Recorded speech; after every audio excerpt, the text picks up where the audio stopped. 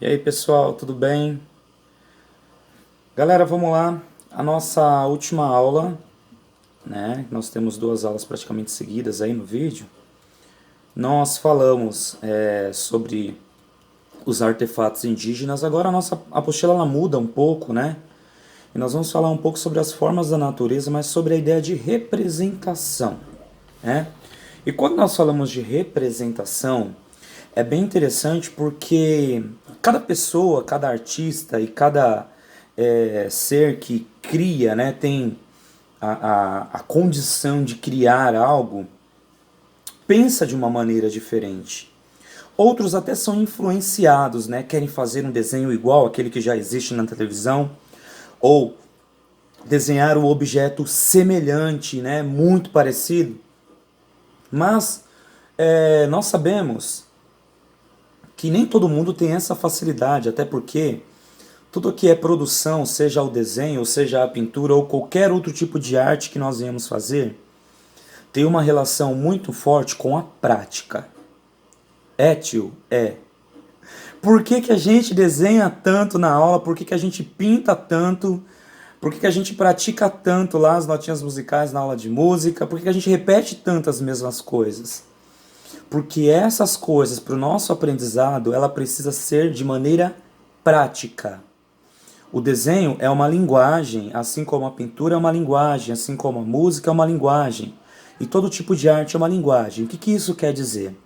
Você, quando era bebezinho, você não falava gugu, dadá, falava as palavras todas erradas, e aí quando você começa a crescer, a mãe e o pai começam a ensinar, depois você vai para a escola, aprende a ler, e aí você começa a criar um vocabulário e a falar e escrever direito. Isso quer dizer que a língua portuguesa ela também é uma linguagem, é a linguagem da escrita. Para o desenho e outras práticas, nós também precisamos dessa prática. Às vezes nós não conseguimos desenvolver o desenho ou outros tipos de arte porque nós talvez não praticamos tanto, né? Então, já vou deixar aqui para vocês a dica que quer ser um bom desenhista, quer ser um bom músico, quer ser um bom artista, se você sonha isso para sua vida, ou mesmo que seja para um passatempo, pratique muito. E agora nós vamos para a nossa atividade. Quando nós falamos aqui no módulo 6 que nós vamos entrar, e a ficha que nós vamos usar é o número 51, nós vamos falar sobre o desenho de memória. O que, que é o desenho de memória? Aliás, o que, que é memória? Memória é tudo aquilo que a gente guarda aqui dentro do nosso HD chamado cérebro, né? E nós temos uma associação de memória que é completamente diferente de outras pessoas. Eu penso que Deus ele fez nós, seres humanos, como máquinas tão perfeitas, né? Seres tão perfeitos, que de todas as pessoas que já existiram no mundo e das que ainda vão existir, você é único. E você pode até pensar uma coisa que outra pessoa pensou por influência, mas nunca por si só. Ninguém pensa igual assim, por telepatia. Ah, estou pensando na mesma coisa que o outro e vou fazer igual. Não. Você pode pensar por influência, porque você já viu ou já ouviu em algum lugar. E o desenho de memória ele tem muito a ver com isso. Tudo aquilo que a gente memoriza, nós conseguimos de alguma forma passar adiante. Então eu vou ler aqui na folha, antes de explicar a atividade, na página, na ficha 51 está dizendo assim: desenho de memória é o desenho produzido utilizando-se apenas das imagens que estão guardadas na mente ou na memória. Por exemplo, é muito provável que todos da sala vão ver aqui esse vídeo que eu estou falando. Se eu falar assim, desenhe um cachorro, tá? Você sabe que um cachorro tem quatro patas, que ele pode ter rabo ou não, que ele tem orelha, que ele tem focinho, que ele tem pelo. Mas a ideia é, esse seu desenho de memória, será que ele vai ficar igual ao do seu amigo? Por quê? Nós sabemos que não existe apenas uma raça de cachorro. Pode ser que o cachorro que você goste e a sua memória tenha gravado seja um cachorro de pelo curto, pequeno, gordinho e orelhudo.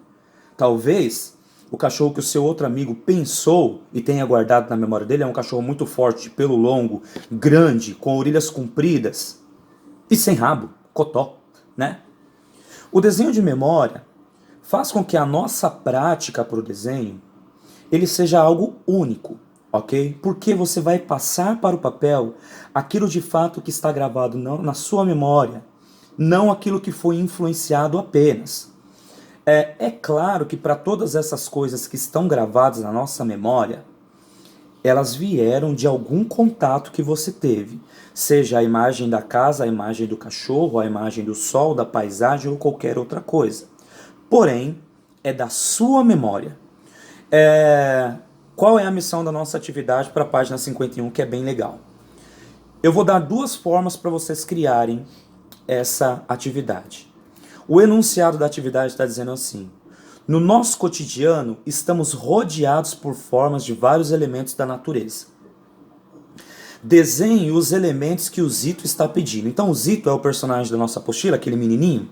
No quadro abaixo dele tem vários nomes ali de elementos da natureza para a gente desenhar. Só que você vai ter que desenhar de memória, não é para você copiar de lugar nenhum.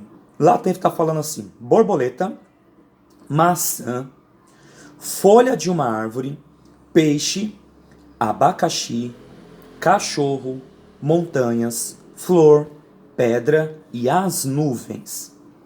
Lembrando já que o seu desenho colorido faz muito mais sentido, principalmente quando nós falamos de elementos da natureza. Agora tem uma ideia legal para vocês. Aqui a apostila nos pede uma composição para você desenhar apenas os elementos, todos os nomes que estão aqui no quadro azul. Ok. Mas você também pode fazer uma composição, você pode criar uma composição que todos esses elementos aqui eles estejam numa mesma paisagem ou em um mesmo plano. Por exemplo, eu posso, para que eu tenha um peixe, eu não preciso necessariamente fazer o peixe sozinho. Eu posso colocar o peixe na água, numa paisagem que tenha também um abacaxi, numa paisagem que tenha também uma borboleta. Eu acho que vocês sacaram a ideia.